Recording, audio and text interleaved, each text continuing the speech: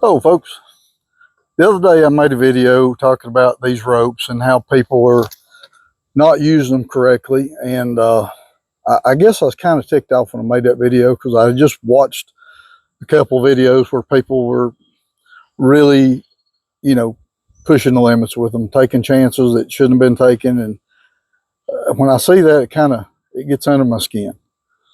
But a couple things I didn't cover that are very important, and one of them being when you get a rope, or you order a rope, buy a rope, whatever you do, you want to make sure that you get that rope sized for your tow vehicle.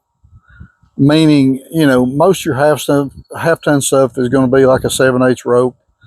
Your 3/4 ton stuff, most of that's going to be 1-inch rope. Then you get on up into like 450, 550, you're going to get up into 1 1/8, 1 1/4 ropes. It's based on weight of that vehicle.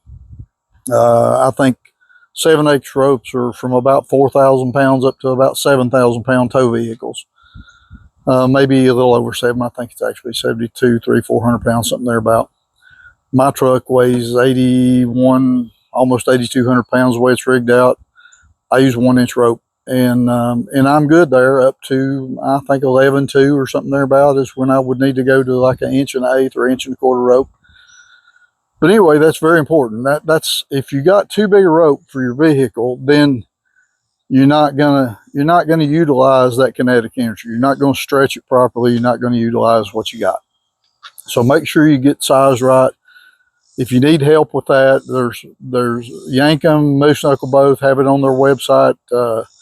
They've got rope sizing charts, and if you're not sure about that, call them. They'll direct you, with what you need. And the other thing I wasn't clear about, I was hung up on that 5-mile-an-hour crap, and like I said, I was kind of heated when I made that video. But that's not completely accurate.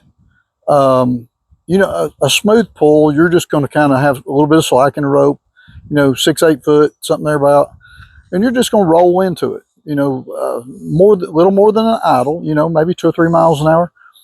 That's sufficient to stretch that rope to get that energy in most cases. Now, when you get something that's framed out, something that's really in a bad situation, stuck bad, then that's going to require a little more. And it also depends on what kind of traction you got. If you're sitting on sand, you're towing somebody out of sand, you're not going to have very good traction. So you may have to utilize that 5-mile-an-hour, depending on, like I said, how bad they're stuck. But typically just a good smooth roll into it with 5, 6, 7 foot of slack in the rope will stretch that rope. If you're sized properly, will stretch that rope enough to get the job done. I just want to clarify that because, like I said, the other day I made that video, I was hot. It just watching people do stupid things with these. It bothers me because I have witnessed somebody, basically almost dead over that. We're talking about 1/4 of an inch to the left, and the man wouldn't have been here today.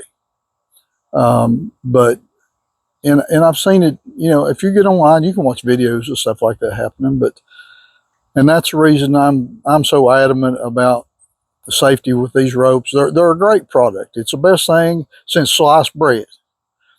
You just got to use it right. And there again, if you don't know how to use it right, ask somebody that does. Phone calls are easy to make. So anyway, thanks for watching, and have a good day.